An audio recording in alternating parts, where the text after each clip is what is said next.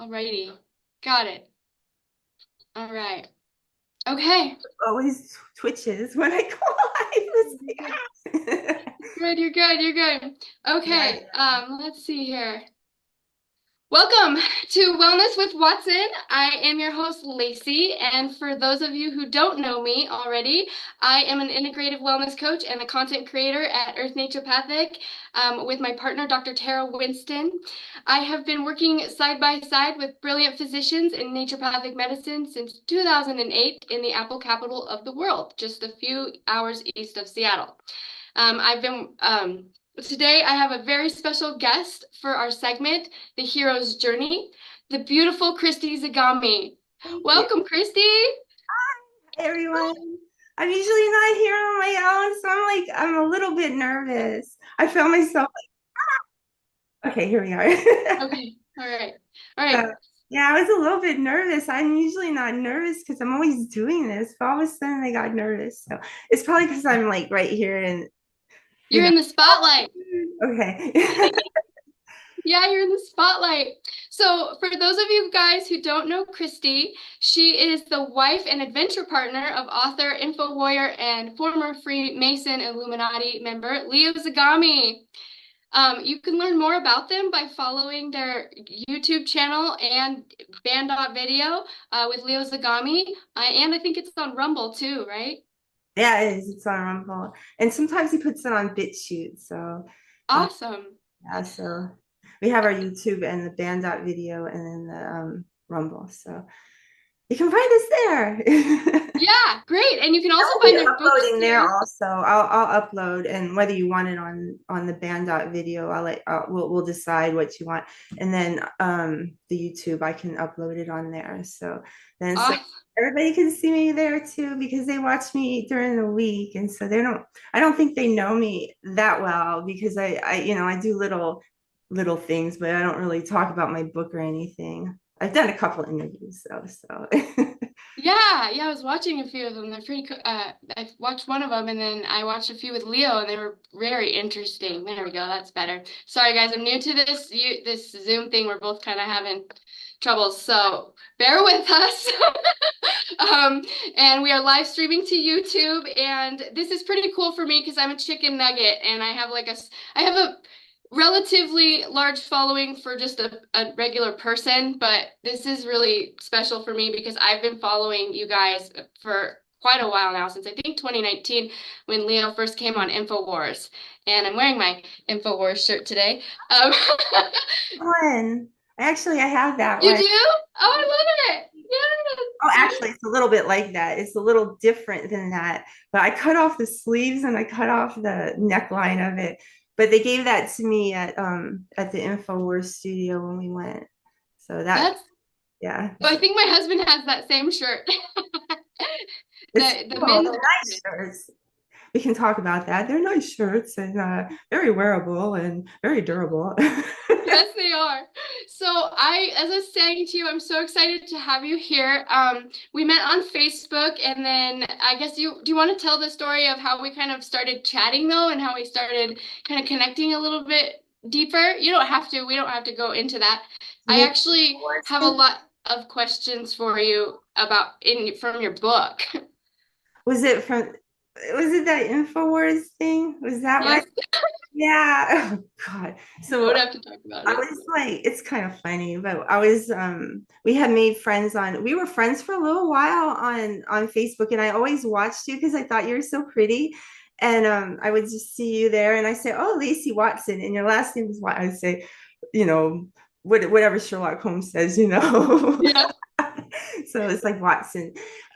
So anyway, I was happy to know you on Facebook. And then I don't know how, I think one day you wrote to me and you said, hey, you're streaming live or something, or they're playing your video of you and Leo on InfoWars.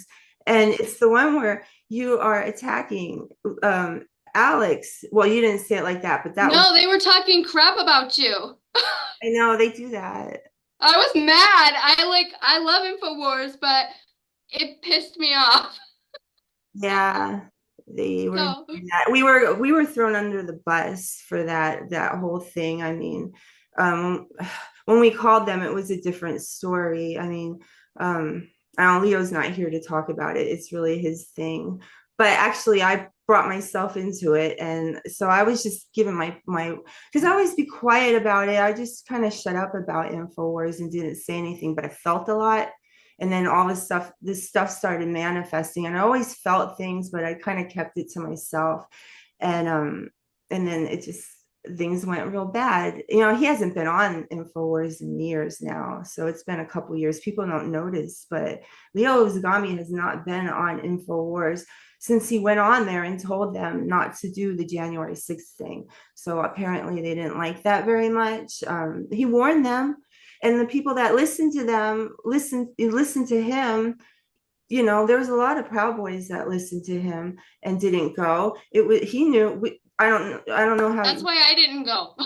They did. I mean, That's why I had friends that went. I didn't go because of that. Because of him, because of Leo. I didn't go because Leo oh, said not to. I watched that and I didn't go. And a few other people, I think it was like X22 or someone said not to go. And a couple people were saying it was a setup. And so my friends went, and I had friends here from Washington, friends from Wyoming. They all went, and one of them had the FBI come to her house and stuff for no reason. yes, it's happened, and it's happened to my friends too. I had some good friends that live around here that went, and I mean, they just went. They didn't do anything. They were just going there as Americans to support America, really, and Trump, and that's why they drove across the country. It was like a celebration of America, and we're all going to Yes. support Trump and go there. But then when they got there, you know, I mean, of course she's my friend, but you know, InfoWars was saying to go, and they were going to be there. So of course, you know, if you're an info warrior, you want to go, and maybe you want to be a part. And then, but people took the warning of Leo more seriously than others, and we knew it was a FBI psyop, and so you know, and then it all happened. It all ends up happening. And it's like, oh God, here we go again. You know, it's happening. So Thank you to Leo for always being so brave enough, and to you for you guys for being brave enough to speak up and out against this, because I have myself been pretty vocal in the movement against pedophilia and child human trafficking and all this stuff. And people, you're painted a pariah when you come out against them. And even locally, I had an issue here. I told you about, a little bit about that. Just really. It's sad. I don't even know. I can't wrap my mind around it at all. How anybody could a very support these special people. person to put themselves out there. You know, you have to find this kind of strength within, and that comes from God, of course. And so this strength from it within comes from God, and that God gives you the power to do these things, and you don't have fear. Like I've done these things with Leo, you know, where I have been really, really brave. And but I don't feel brave when I'm doing it. I feel pretty humble when I'm doing it, you know.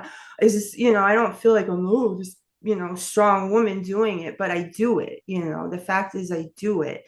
And it's with the strength of God, and only with God, that I do the things that I do, and that I survive the things that I survive. And I'm smiling because I'm not silly and stupid and a stupid little girl. I'm smiling because I'm happy, because I have God inside me, within me. He walks beside me every day. And I want to spread, that's my thing. I want to spread God. I'm not a preacher, and I'm not going to push I don't have a religion. I'm just I can't say I'm spiritual, because I was in the New Age movement for a little while. And that's all spiritual. And I will say I'm not spiritual. I have God. I believe. I'm a believer. So that's it. And everything that I see that you are too, because you can feel the light of God on you when you speak the truth. So that's I it. want to ask you about that, about your testimony. So I had reached out to you, and I was talking to you about crystals recently because, as you know, I work in naturopathic medicine, Yeah. and I've been on my own journey to finding God and being a Christian, and I started diving back into the crystals and stuff again. And I messaged you, and you're like, read my second book. Well, I read your second book, and I just have to say thank you. Because what happened was I was going back to my old habits and using my tarot cards and my crystals, and your conversation triggered me to dig deeper into the dangers. And I watched part 36 of your guys' show on witchcraft, and then I met up with one of my friends and my mentor. And at the end of your first book, there's a psalm, Psalm 27:1. My friend suggested that to me before I read the end of your book. Wow. And I got yeah, and I got I chills. know, I read the end of your book. Multiplying. Ooh. That's great. That's awesome. Yeah, and so I wanted to ask How you. God works through us, and he bring. I have to share something too that happened to me last night. And it has to do with what you just said about how you kind of needed a confirmation, and maybe you get it from someone else also, but that's how God works. He works through people to give you these kinds of confirmations, or he'll work through, like, he'll give you an experience, right? And then that experience, what you learned from that, will come back to you at another time. And you'll, like, for me, I actually, I don't hear, but I feel like, oh, this happened to me before, and so that's how I learn, through my own experiences and how I grew. I learn more about myself, and God helps me to learn more about myself and how to do better, because we all make mistakes. Even if you have God, we're all human, so we make mistakes. So I certainly make a lot. But on to what happened last night. So went out to dinner.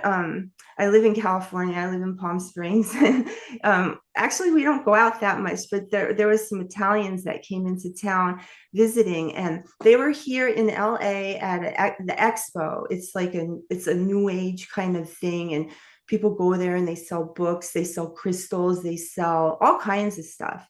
And so she was there for 5 days, and then they came here, and then they were going to go to Las Vegas.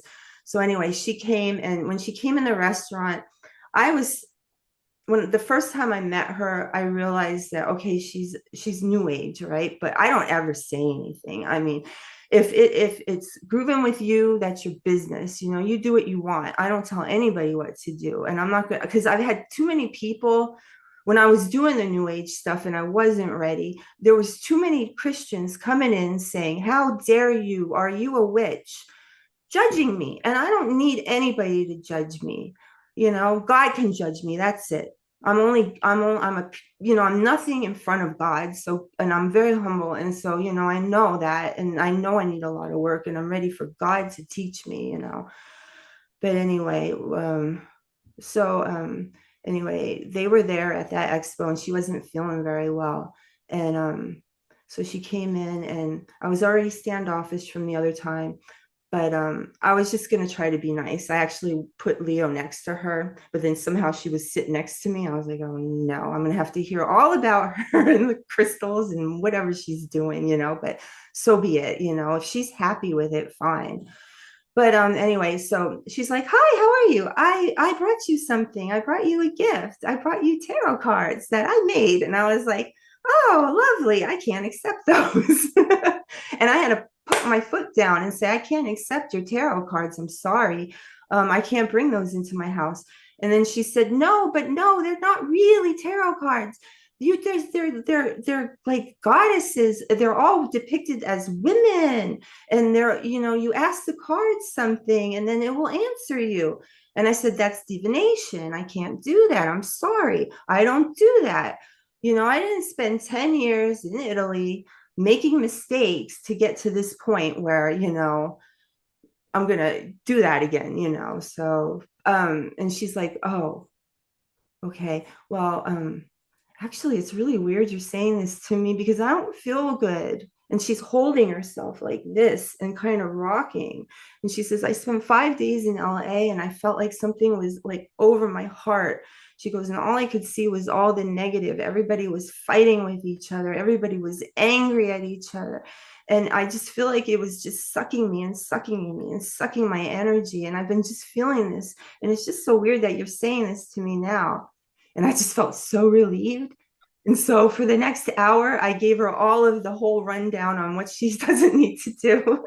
Oh Oh my gosh, that's incredible. God was working through you. Yeah, so That's incredible. So I want to I was know, happy that that happened because I don't want to feel like, I don't want to say anything, I don't tell anybody. I really do not tell anybody what to do because I don't like anybody telling me what to do.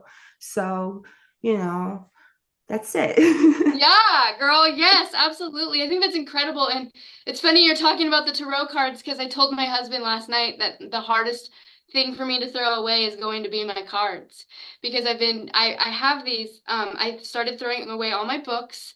I've started throwing away all of my stuff, and I had these crystals and my cards and my altars I'm dismantling because I normalized witchcraft in my life and I've been doing it since I was 15. And I found Christ in 2020 again because I grew up in a Christian family, but the cards were the hard one for me to throw. So this was confirmation that I could just toss them and it's going to be perfect. But I want to know what Get rid of my was the turning crystals. point for you, I'm sorry. Christy? Oh, what was the turning point for you when you decided what was it that I read in your book, Your One Night in Baphomet? Talk about that. Tell me about what was it that made you shift out of crystals, using crystals and these other things for comfort just using Jesus, to just praying to God, just like trusting in God. What was it for you that did that? Um, well, it was kind of like a culmination of things because I had met Leo, and before I grew up Christian Catholic. I was Catholic. I grew up in Brooklyn, New York, and it's very Catholic Italian family, and so that's where I grew up. And then I lived kind of this Catholic life until probably I left my house. Actually, I've always been Catholic, but I never really like studied the Bible or anything like that. But I always felt close to God. And when I was around the priests, I actually had a good experience in the Catholic Church with priests. I felt very nice with the priests. I was never molested or anything like that. So, I mean, I was lucky. So, but I don't know. I felt comfort in the church when I was around like the priests and stuff. I felt fine. And even the nuns, they were fine with me. Leo has another experience with that, but for me, it was fine. And everything was fine. I had a really rough childhood.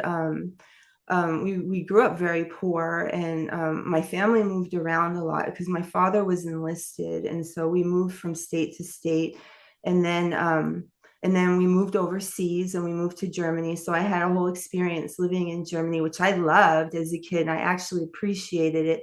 And even as a kid, I had this like I don't know. It was just weird. I had this close connection with God. I didn't have a lot of friends, and I never had a lot of friends.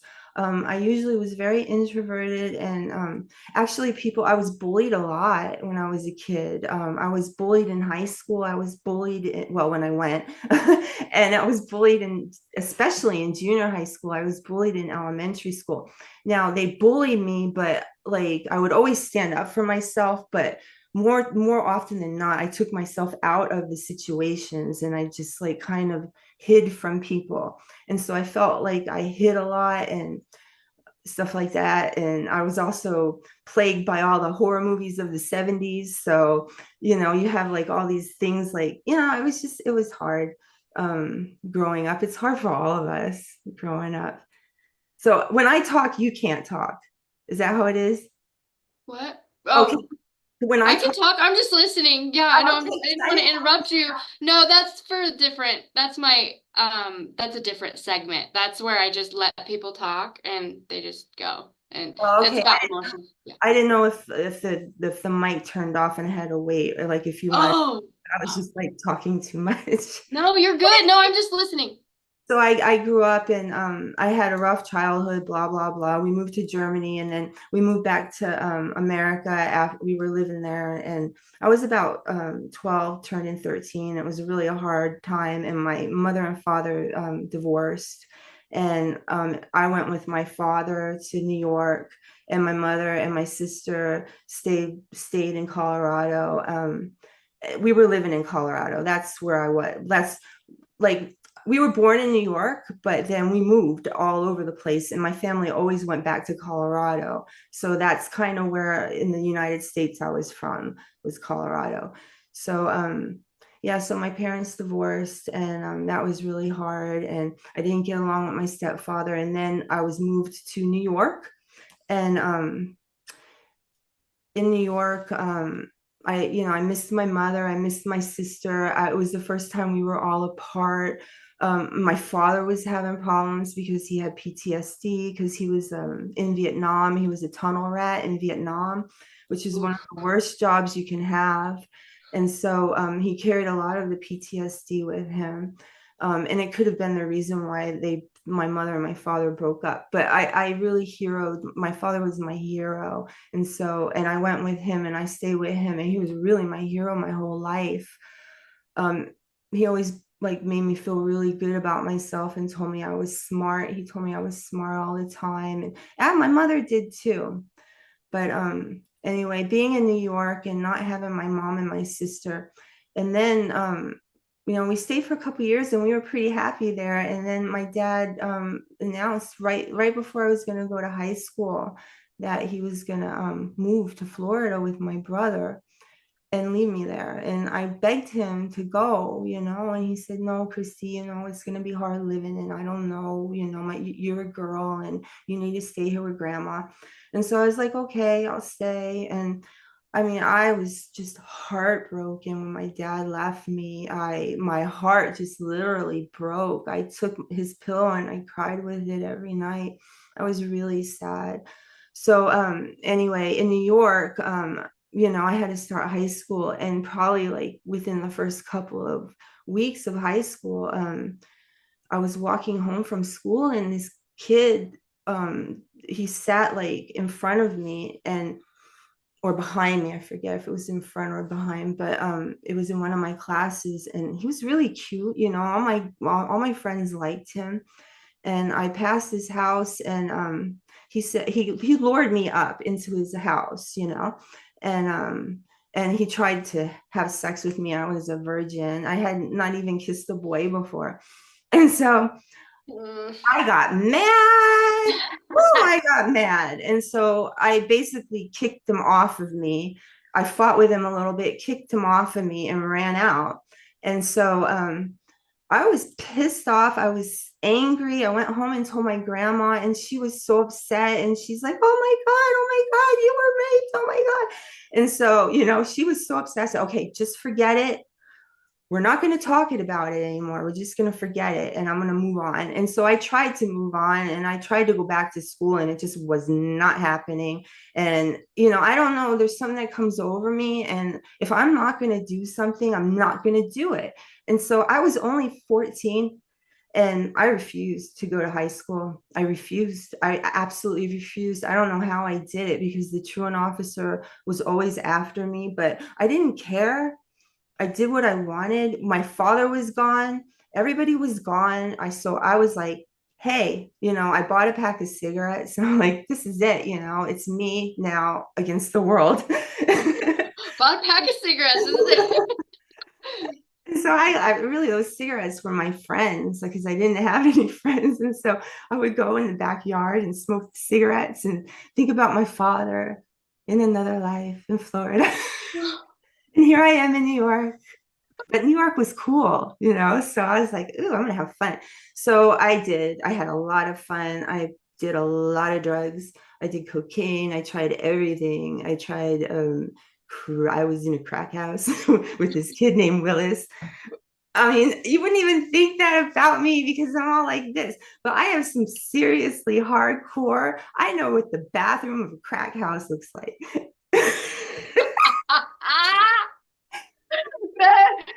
Oh, anyway, I know what you're doing. So anyway, okay, so then I was I was very promiscuous, going with a lot of men, because we all know that when you don't have your father anymore, you find comfort in men, and of course they were all older. It's just a scenario of what you hear when when people go through these things.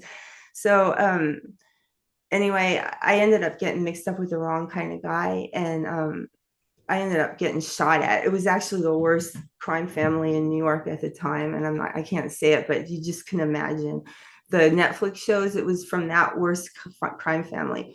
So anyway, my mother came and got me, and I left. I actually got shot at, and this is all in my book, by the way. I wrote all these stories in this book, this one. So, but On Amazon. You guys can find it on Amazon, you guys. yeah, you can find it on Amazon. So then my mom came and got me, and I went to Colorado, and that was really like horrible because I was so used to having this freedom, and you can't give. I was there for 3 years on my own. I managed for 3 years, and somehow, I don't know, it's like through the grace of God, because I should have been. There were so many times I was walking, I hung out with the worst, probably, gangs in Brooklyn. I hung out in the Puerto Rican area. I hung out one time. I mean, I was just in the worst areas of Brooklyn. We lived in a nice area, but I would like take myself out of there and go to Third Avenue and take the train, and I would walk home at night at 2 o'clock in the morning. This was in the 80s when it was really, really dangerous.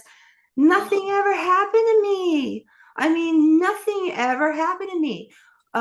It's just through the grace of God. I realize it now because I shake my head when I think of all the things that should have happened to me that didn't happen to me. I also never got addicted to any kind of drugs. As soon as I left New York, I never did it again. I've never done drugs in my life. So just during that time, I mean, I don't feel like marijuana is a drug. So I mean, that's separate to me. Yeah. Yeah, It, it's plant medicine. yeah, Yeah. that's medicine. And alcohol is a tricky subject, but yeah, I haven't done anything like that. And I think that's a freaking miracle because I watch my whole scenario should be like an intervention, and I should have just ended up like really bad. I mean, this girl that had no education, and when I went to Colorado, I continued this thought form. I was like, you are not telling me what to do. And I had the real Brooklyn attitude about it, plus the mafia attitude on top of it. So I was like, oh, you're gonna do this to me? I know people, I have you killed. I was like that. So so it's just whatever. I was just a kid, stupid.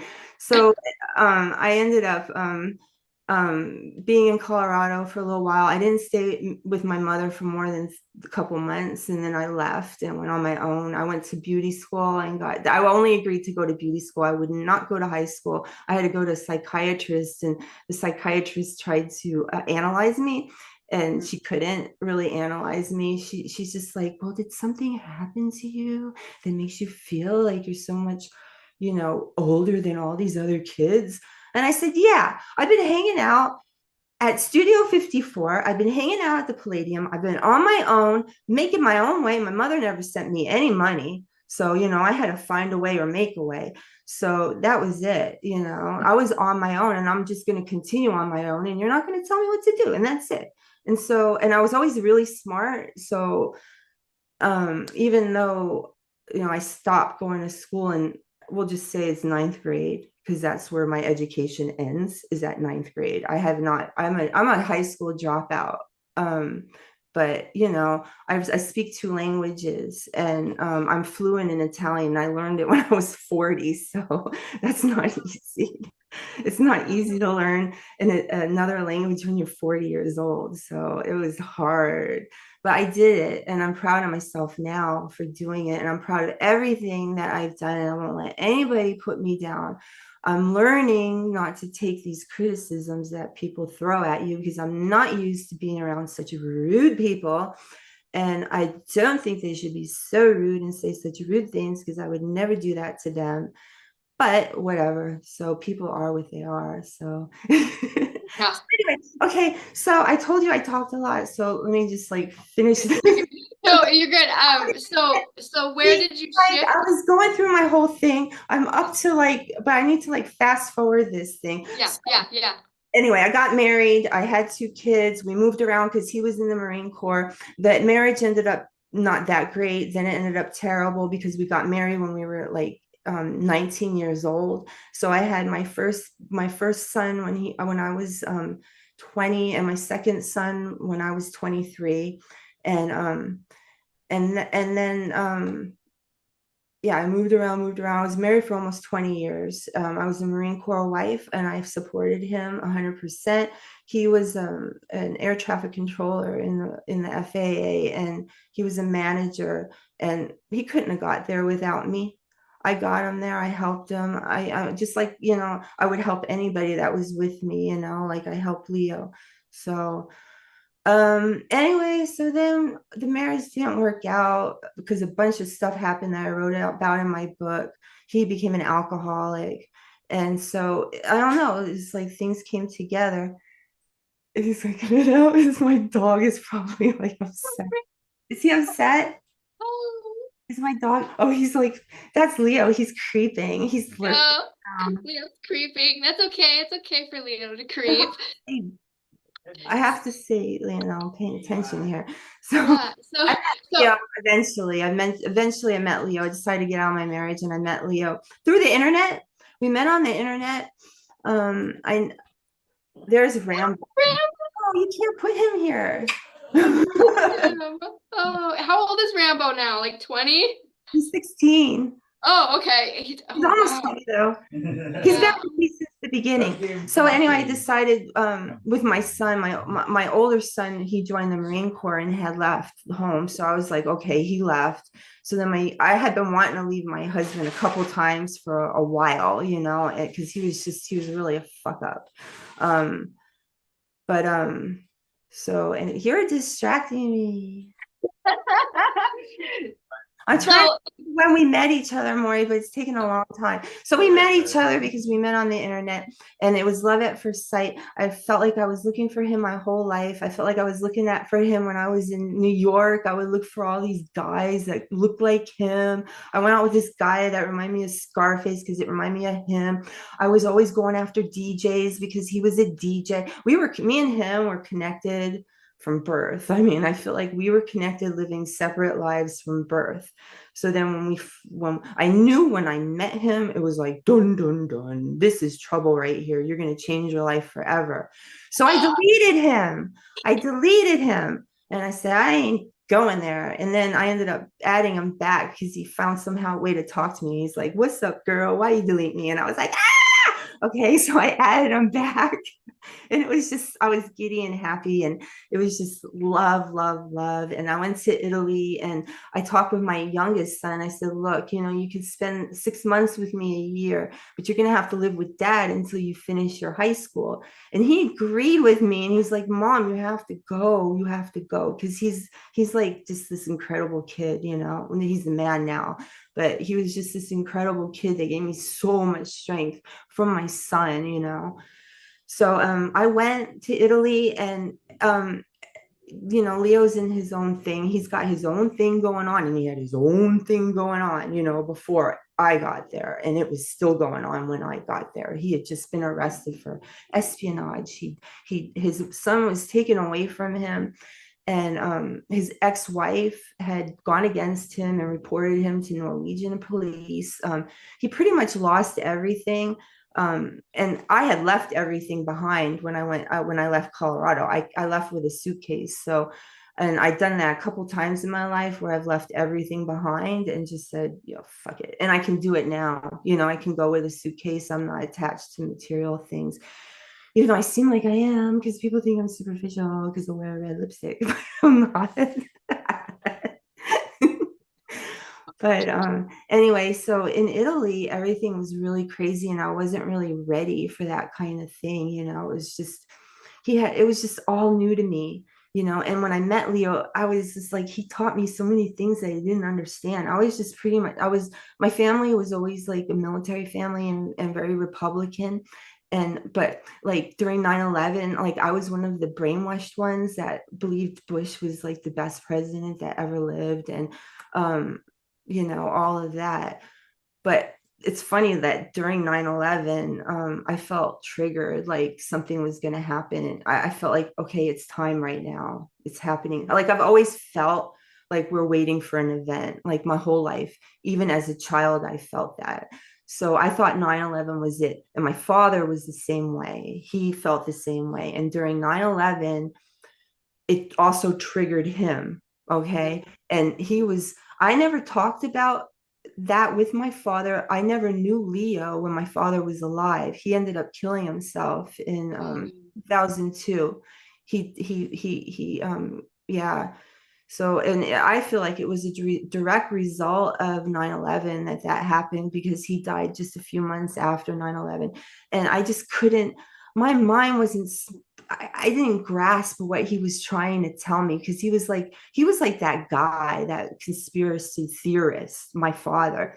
And he was like that Mel Gibson character, in that movie. He was like that. And he actually had a bunker before anybody, and he was storing food and stuff. Yeah. And he was actually living a life of in an RV when he died. He had met somebody new, and he was starting a new life. I had just returned from Japan, and I hadn't seen him in a few years, and so we were just about to reunite with each other. And I was so happy. And I had gone through this bad time in my marriage, and I tried to come out of it and show him that I was better. And then he died. He died, and so he was on his way to see me. And so I had to like really struggle with that for years, and I carried that with me for many years. But anyway, during 9/11, it was going to happen, whether it happened, whether he would have been up in those buildings, or he did it to himself. But it was because of that. So, but during 9/11, I was completely triggered. And so Leo smartened me up on that one, and a lot. I bet. Learned all about the New World Order, and I learned all about the Illuminati, and I learned all about it. And I What saw was your the first Illuminati. response to that? Like What? when Leo first told you all of it, were you just like, I said I don't negotiate with terrorists, and I hung up on him. That's what I did. It was a true story. And then he called me back. I was like, how can you say that? and did that like start you thinking differently about God or like about the world, or did you at the time were you just like, are you nuts? What are you No, talking no, no, about? no. I always believed him. Everything that he said, I always believed him. Yeah, yeah, Everything that he said, like he told me. me too. I mean, I had so much to learn. And then with him, we went through so many experiences together. We met people. My first date with him when I went to Italy was at the Academy of the Illuminati. He left me in the office of the Academy of the Illuminati for 3 hours. And so, I'm like, all of a sudden I'm in Italy, and, I'm in the Illuminati thing. And I had just gotten off the plane. So it's completely jet lagged, and Mhm. only like a couple hours. And I didn't even sleep. I don't even think I slept on the plane. I was so tired. And he just like left. I didn't want to miss it, because I didn't Weren't want. you a Mason? Didn't you get initiated into the Freemasons? I read that you had an initiation, you like as a Yeah, well, I yeah. mean that happened later, but what Mhm. happened was when I got to Italy, all these things were happening, and he was targeted from the very beginning. I mean, not so much, but it was happening. Like there was always some kind of target on him. Like people were always against him, and I wasn't used to that. Just Yeah. people always like just this weird kind of energy I was feeling for the first time in my life. And so, and then I started meeting people because Facebook was new. And so then I met this girl on Facebook, and her name was Nicole, and she was like really nice, and she's from Australia. Oh, that's cool. Oh, she's into new age stuff, and she's into chakras. And she says, oh, I'm going to send you this gift. And I thought it was really nice of her. And so she sent me crystals. and she made like this chart, and it had like a body, and it told you where to put the crystals on your body, and then you are to meditate and with these crystals, and then whatever happens, you're supposed to whatever, I don't know, even know what was supposed to happen. So anyway, I started doing that, and boom, it was like, oh my God, everything just started happening. It was like I opened up a door, and whoosh, everything came in. I started seeing past lives. I saw all kinds of stuff. I saw things that happened to me. I saw things with Leo in former lives. I saw crazy shit. And then crazy shit started happening to me. And it was all bad. I mean, just, it was just, it was illness. It was, I wasn't feeling good. I was always very, very healthy. I started to not feel good. My health just really suffered. And I was young, I was 38 years old, and my health started to suffer. And then the more I was doing that stuff, the more I didn't feel God like right here anymore. I didn't feel him.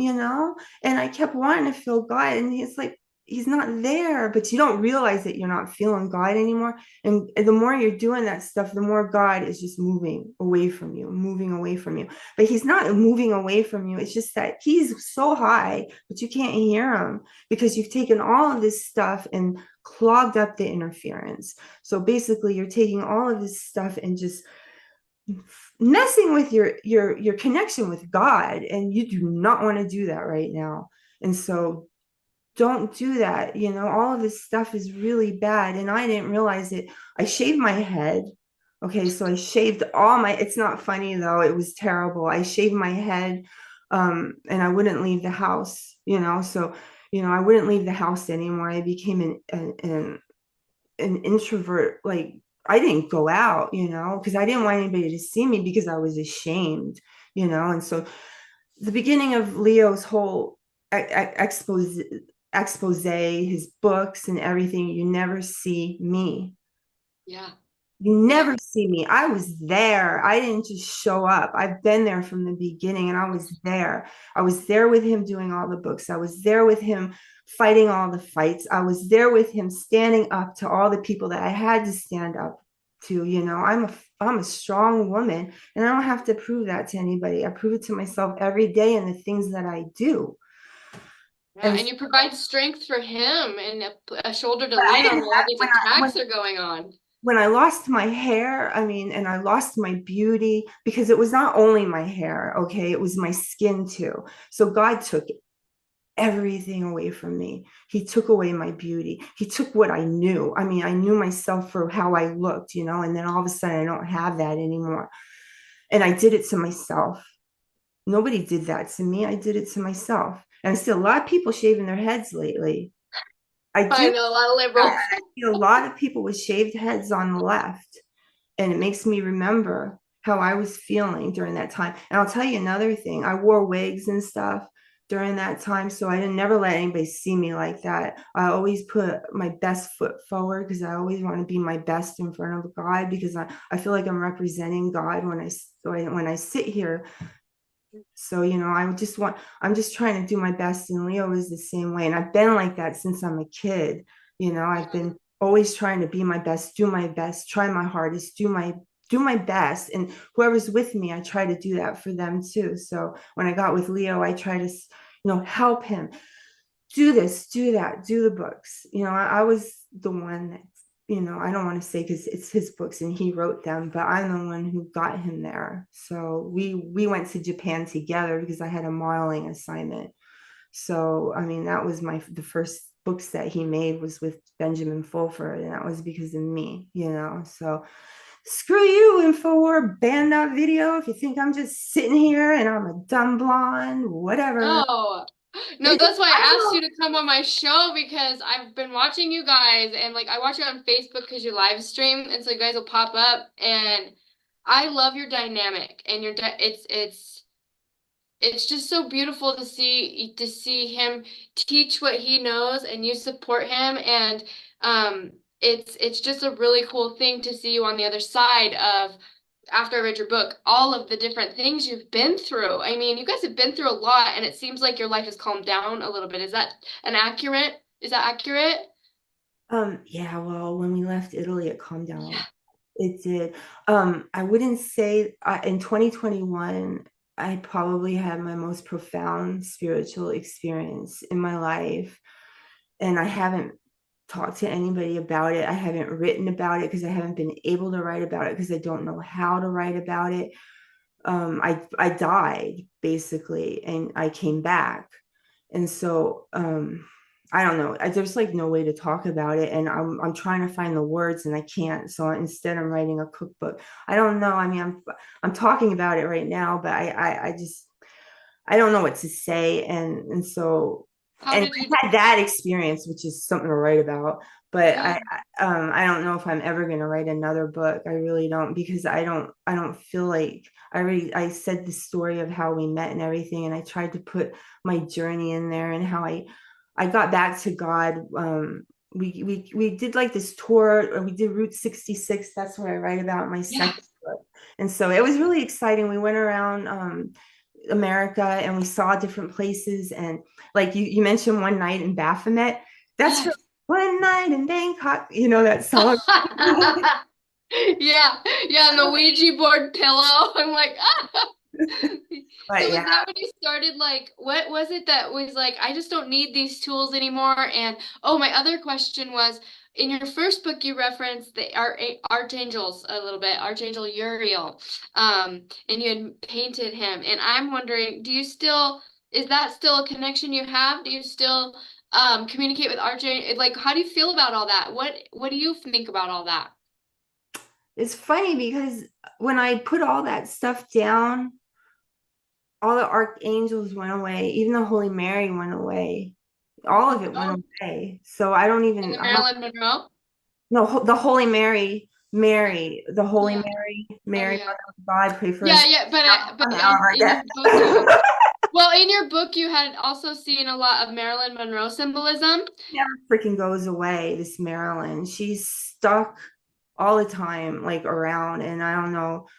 I'll figure that out someday, but she's just around all the time, I everywhere. feel like it's a connection almost somewhere. Like there's It something is. there. It is. Yeah. I have to live this life. So, it's like you live, not, I'm not saying nothing, it's just, I don't Yeah. know. So, I mean, there's a Yeah. connection there and people can take what they want from it. But I definitely have a connection with Marilyn.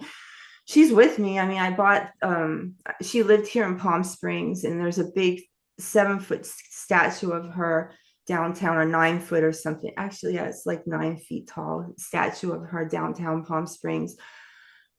She's everywhere. She's like last night I went to dinner, she's on the side of a building. I mean, Maryland never goes away, and this was like the only place that we could afford to go to when we came to America. So I know that sounds really weird because this is Palm Springs, but for some reason we found this condo and it was $40 a night, and at that time it was really all I know it was cheap. And that's all we could afford because that's all I could save up. Because I mean, there's just so many things that happen, including fighting for our money, Mhm. them trying to lock Leo. I mean, with all the shit that happened with me, I had a billion things happening with Leo.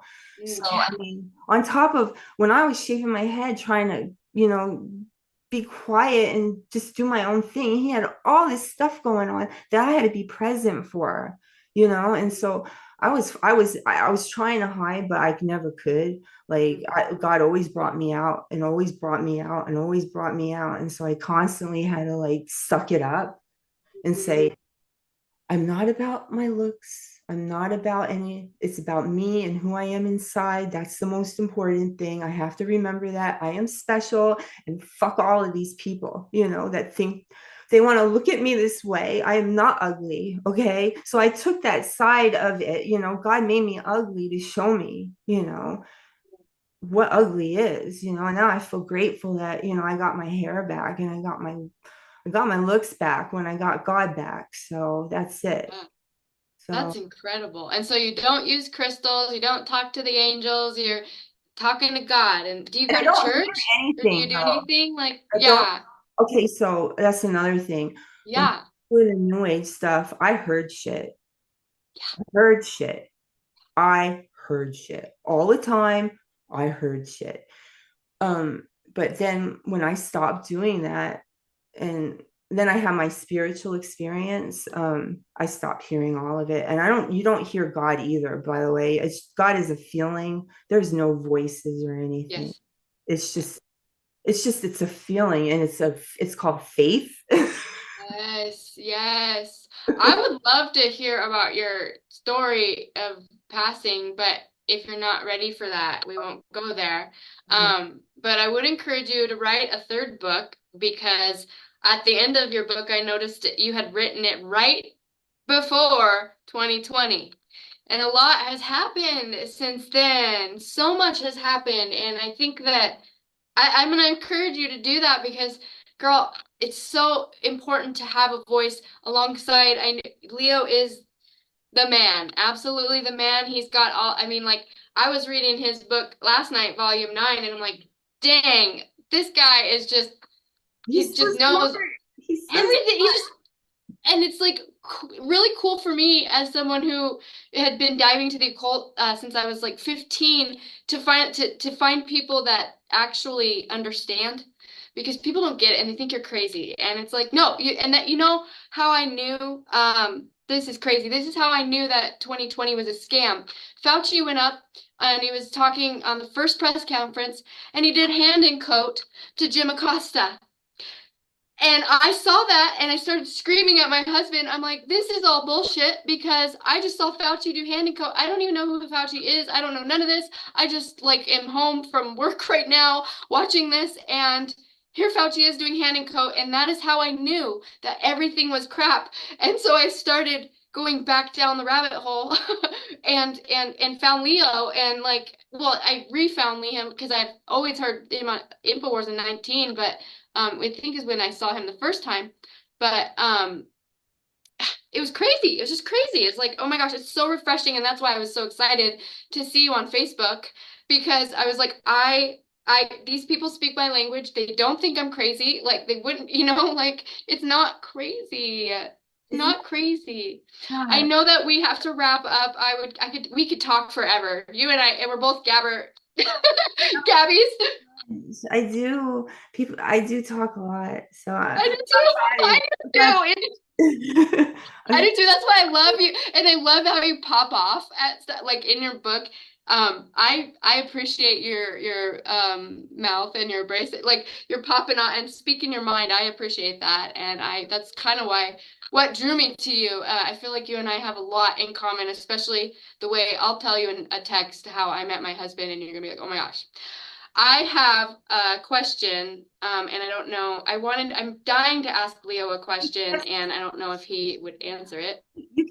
you can ask some questions because I kind of like I went off on a tangent for a while, so No, that's what I want. That's what this whole show is all about. Lacy Listens is about the hero's journey, and that was your hero's journey. And I do, it's all I don't about, feel like a hero though. I don't know. I don't feel like I've you, done anything to be one. I just maybe I saved myself. we I all have a hero's journey, Christy. Okay, All we have a do. journey. We Okay. all do. The hero's journey is just from transformation, from trial to triumph. Okay, well, I definitely did that. I did have a trial. Um, I'm still trying to reach the triumph. Like I'm always like striving to do more and be more. And I feel like I'm just not never like honestly, in front of God, I don't feel good enough. And so I become very humble and I just say, okay, I'm gonna try harder. I'm gonna do harder. I'm gonna do better. Okay, I didn't do this right, but I'm gonna try next time to do it even better. And I know when I don't do things right. I know when I say things wrong. I just know it, and then I know what to work on and how it's hard. It is really hard. It's It's a work in hard. progress. We all are, and that's the whole point of what I'm doing is to teach people that and to teach people to look at their life. It's not um I love that you're humble, but don't put yourself down in any way because you're incredible and you have triumph and look at where you're at from where you've come. I mean, Come on. It's amazing. It's incredible. Your life story is absolutely incredible and own it. And you're beautiful. And you are a central part to what Leo is doing. Without you, he might not be able to hold the No, he wouldn't. capacity of the He wouldn't. world that he's He wouldn't. got. He wouldn't be able to do what he's doing with Ex- him. He wouldn't. So Own that and love that and just be proud of yourself and be proud of I what you am guys have proud of created. myself. I am. I am. I don't Yeah. know. Maybe It's I'm okay. It's always gonna okay. be humble. I'm always gonna be like this, and I'm always gonna be, maybe I'm just Opus Dei. I don't know. Yeah. I love that. I love that. So my questions, I have three questions I'm going to ask you really quick, and then I'll let you go because we both have lives to live. And I want to be mindful of your time. So I have a kind of a theory that I want to know what you guys think about television, phones, and computers and modern medicine. Do you think that those are a form of witchcraft? Because in my mind, I believe that all of this is all witchcraft. You're just taking elements and frequency, and so So you're you all volume participating. 6. You need to read volume 6 of Leo's Okay, book. He okay. talks about this. We're in the age of cyber Satan right now. Do you know cyber Satan? So, I mean, you probably watched the shows about that we did, but his book on volume 6.66 is all about that whole thing. But actually, you're reading volume 9, so you should get a lot of answers. But yeah, of course we're being manipulated, and all of that is pretty like that's why I'm not on social media.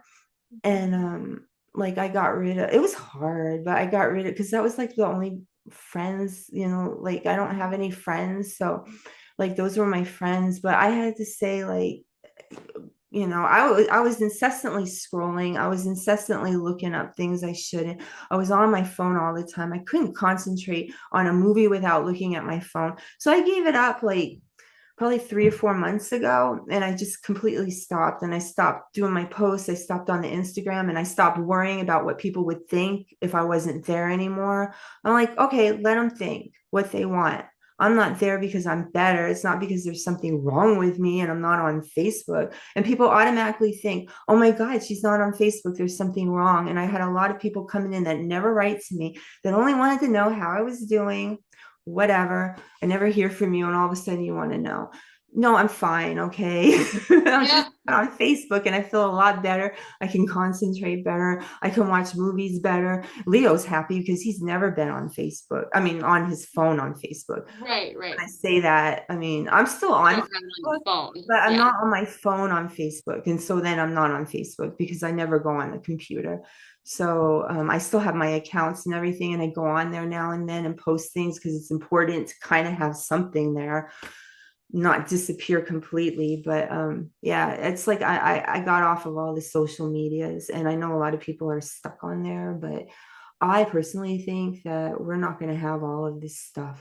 So it's not going to, I mean, I don't think you can, like, you can't depend on this technology, and you can't depend on the electricity either, or the power grid. I'm ready for everything to go dark, honestly. Yeah, It's I'm going ready to. to survive. I'm ready. I'm a survivor. I've been surviving all my life. I'm going to survive what's about to come, and it's coming. Yes, it is. It is. So, hallelujah, it's coming. So, Hallelujah. we can't wait because the world is so messed up right now, and we need God to come down here and seek retribution and get rid of all this evil and make this the kingdom of God on earth that we want. The New Agers talk about this kingdom of heaven on earth, but there really is going to be a kingdom of heaven on earth. And it's when Jesus comes back, and Amen. he's going to come back. So in this life. Amen. Amen. Amen. Amen, sister. Well, I think on that note, I will leave my last question. I'll just send it to you and maybe you can ask Leo and he can tell me. He Or can tell answer. you to tell me. He can answer. Amore, It's risponda questione. What are you doing? You don't have to come on the camera if you don't want. no, he doesn't have to come on camera. I just wanted to know his thoughts on Eastern Orthodoxy. my husband had a moment where he was going to the Eastern Orthodox Church, and I grew up Catholic, and so it was a bit, I dove in a bit to understand more. And I was just curious about his thoughts on Orthodoxy versus Catholicism, because from what I Oh understand, God, that's Orthodox. a heavy subject. I know, and if maybe there's a book that a chapter in his book that he can point me to, or a show, one of your shows, something.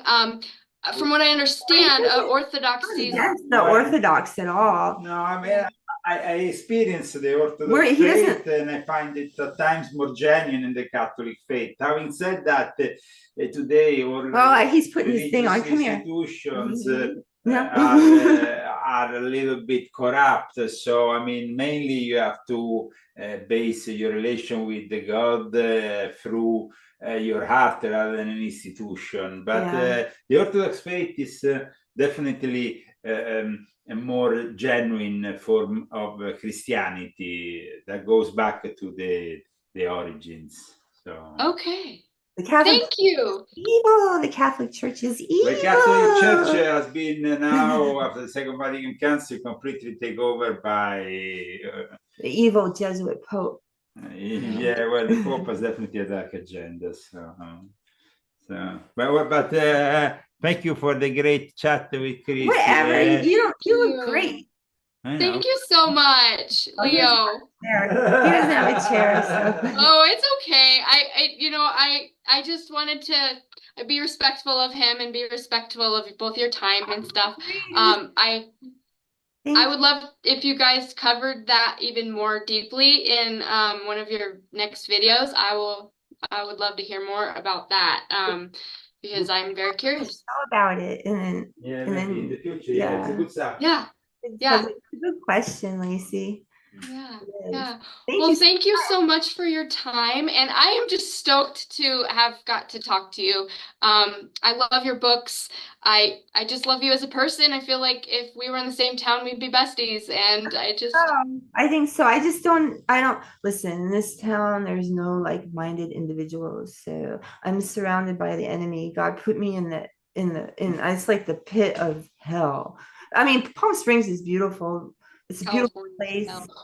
It's beautiful all year round, but there's a lot of evil people around here. And this one over here, my neighbor is evil, and this one down here is evil. So oh my gosh. Well, that maybe you're put there for a reason to be the light, hun. So I'm trying. You are. You're doing great. And I am so thankful. So I will let you guys go on with your day with little Mr. Rambo. And Rambo. Oh, he's so cute. It's so cute. It's so good to talk to you. And I will message you and we'll follow up later. And you feel free to put this on your guys' channel. I'll send you the original file too. Yeah. Rambo! Oh, Rambo. Can you tell us how you got Rambo really quick? I adopted him. He was in an accident when he was a little puppy, 4 months old, and his whole family was killed. And so he was with a Mexican family, and they were killed. And so they brought him to the adoption agency there in Estes Park, Colorado. And I had been talking to my friend. Her name is Kim Langford, and she was on Knots Landing. I found a person in Estes Park that was like this movie star, and so I kind of like glommed onto her, and I was hanging out with her. But anyway, yeah, she told me he was there, and I went and picked him up, and it's been love at first sight. He has been on quite the adventure. The start on every adventure. So he's been around since I got him in 2008. So I met Leo in 2009. So. Okay, so that's how long I've been in naturopathic medicine. So, oh, cute. I love him. Well, thank you for sharing Mr. Rambo and sharing your testimony and your story, Christy. I look forward to reconnecting with you, and we will chat later.